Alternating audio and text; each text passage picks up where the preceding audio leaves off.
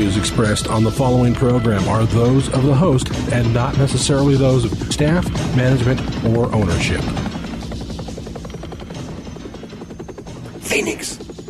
Brother Mike is back on the radio. Arizona, Prescott, Casa Grande, welcome to the program, HardcoreChristianity.com. Today's Bible study, Sexual Perversion Demons. Wait till you hear this story. This one's even unusual for my radio program. Hey, will you call somebody and tell them the radio program is on? We're ready to rumble. I'll make a couple of announcements while you make that call. Friends, this is Brother Mike. I'm the professional counselor at the Arizona Deliverance Center. We are now at our new location, and we thank you for all your kind donations helping us get this facility. We are on 15th Avenue, just south of Osborne Road in Central Phoenix, in the heart of Maricopa County, Arizona. We have 2 services every week for healing, teaching, and preaching and deliverance. Thursday and Friday nights at 7 p.m. Friday nights is my teaching service for my radio listeners. On the website, you can join us on our Facebook page. Sign up for our next free seminar, The Spirit World, Part 2. You can sign up on one of our 4 teaching channels on YouTube. You can send us another donation on PayPal. We're deeply grateful for that. Don't forget our sponsor, West USA Realty. I asked them to give you a reduced commission, and they will, for sponsoring HardcoreChristianity.com. Hit them on page 1, the homepage on the website. May God richly bless you. Sexual perversion demons. Whoops. There you go again. That's what Reagan said to Mondale. Well, there you go again. Man, these lust demons, I got to give them some credit. You know, I hate their guts. I hate everything about the devil, but man, you got to give the devil his due. He is persistent. And another smart thing about the devil, he always uses what works. He abandons things that do not work. And virtually nothing works better than good old-fashioned sexual perversion demons. Did you see this article in the paper recently? Man, you're not going to believe this one. Actually, you are going to believe it. Quote, the married pastor and popular senior pastor of the Potter's House in Denver, Colorado, and the mentor of megachurch preacher Bishop T.D. Jakes has been accused of having an affair with a married parishioner with no interest of reconciling with his wife, Joy Turner Hill. The allegations were reportedly made in a mass text message sent from his enraged and soon-to-be estranged wife to members of the 7,000-member church in Colorado. The church's website notes that the Potter's House of Denver is an expansion of the Potter's House of Dallas, led by Bishop Jakes.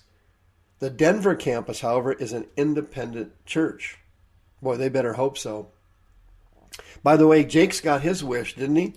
All these religious people, they all want to transition into the secular world because that's where the real money is. You can only become a multi-millionaire peddling Christianity here in America. To become a super mega millionaire, you have to transfer over to the secular world. That's what Jakes has done. He's got one of those. He's got a daytime TV show now on love and pain and marriage and all that stuff. He's becoming filthy rich. But hey, good for them. We have no interest in that kind of crap.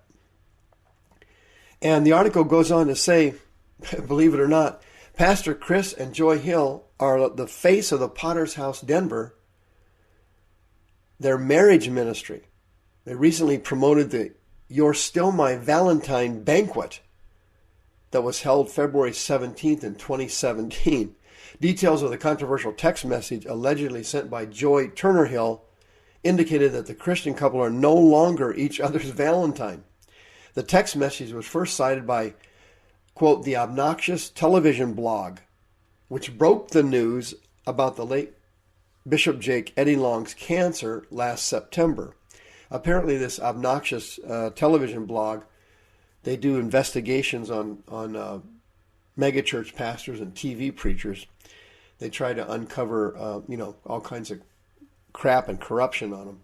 I guess they did on this one. Quote, for your information, Pastor called the police on me tonight because I yelled at him asking him to leave the house tonight, and he wouldn't. I was upset because he won't stop having an affair with Shania. And I can't live like this anymore. They've been having an affair for several months. And he finally admitted it yesterday after I hired a private investigator to have them followed for 6 weeks. Did you ever see that TV show Cheaters? I saw that on TV a couple of years ago. You ever heard of that? Cheaters? This one should have been on Cheaters. So since he wouldn't leave the house tonight, I threw his clothes in our dry, empty hot tub. Joy Hill reported in a text message. I'm done covering for him. Done. I called one of our deacons, Officer Everett Moore, and he came over tonight too. 4 cops in total were here at our home. They concluded that no crime was committed. He's painting me to be violent and irrational. I am neither. I am a wife who is devastated that her husband is cheating on her with her daughter. The text further alleges that this wasn't the first time Pastor Hill had cheated on his wife. Quote, I have had a past history of that 8 years ago for the same reason. We both were physical with each other, but I incriminated myself. Since that time, I have never acted out in that manner again. I know the law. I learned my lesson the hard way, he said. Quote, to make matters worse, Shania falsely accuses me of keying her car yesterday. And my husband believes her. I told her to press charges against me.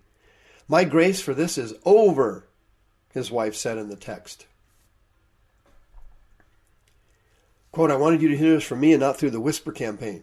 Felt like I owed you the truth. I'm willing to work out on our marriage, but Pastor doesn't want it, and I can't make it work. The article goes on to say that the other woman's identified as Shania. She's married. She got married in 2014. She was an employee of the church when the affair started. She's got photos of the pastor and people from the church on her Facebook page. Can you believe this story, folks? Of course you can. What in the world causes all this? Here's how this thing works. Let me give you the big picture. About 75 years ago in the United States, casting out demons, which was one of Jesus' principal ministries, 1/3 of all of his healings in the New Testament were deliverances. 75 years ago or so, the church in America decided that deliverance was too ugly and too messy and too inappropriate for the churches. The churches decided that parishioners were frightened of it and they were confused by it. So that part of Christ's ministry has been abandoned in the United States. The problem now is these sexual perversion demons, like the ones that ran through King David's family. Do you happen to see a pattern there of sexual perversion in that family? Did you see it? King David murders some woman's husband and takes her as his wife. Her son later on wants to marry one of King David's wives after King David was dead. His brother, the new King Solomon, has him executed. Absalom rapes King David's wives. King David's son, Absalom, rapes his wives in public. Another son of King David rapes a 16-year-old girl named Tamar. Ruins her life. Solomon becomes the most incredible sex addict in the history of the Bible, having hundreds of wives and hundreds of concubines. He ends up backsliding and collapsing and writing the book of Ecclesiastes. Do you happen to notice a pattern there? What's the pattern? Well, it's very clear. Since there is no deliverance in the church, the Potter's House, for example, in Dallas, spun off this church in Denver. And they don't do deliverance at the Potter's House. So that means that the ministers, the board members, the parishioners who came to Christ out of a lifestyle of adultery, homosexuality, pedophilia, fornication, all kinds of sexual sin. They came to Christ and got saved. They became born again in their spirit man, but the demons didn't automatically leave. You see, you don't automatically get delivered from demons when you get saved any more than you automatically get healed when you get saved. You're supposed to do those things after you get saved. Deliverance, Jesus said, was, quote, the children's bread, unquote.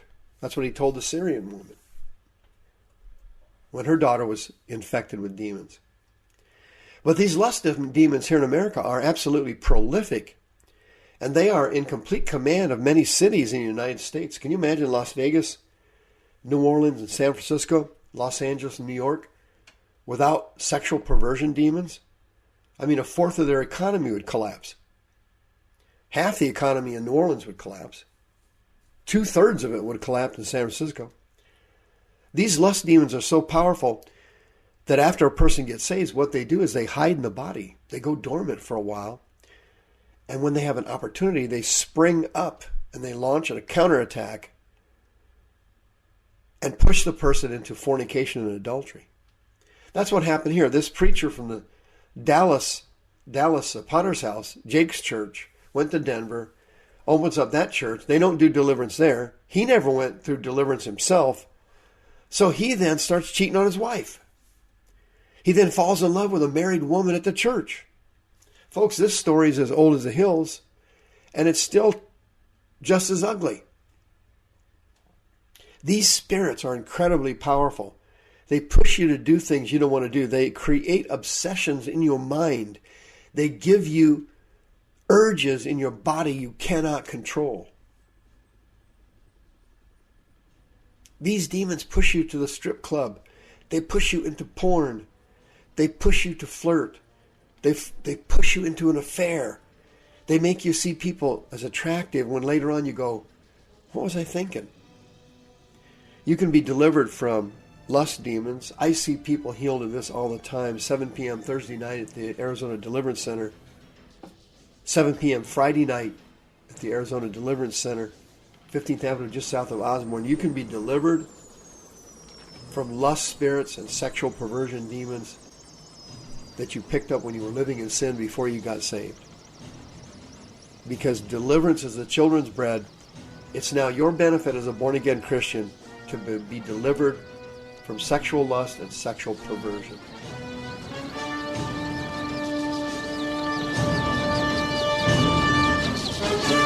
The views expressed on the preceding program are those of the host and not necessarily those of staff, management, or ownership. This program has been sponsored by Michael W. Smith.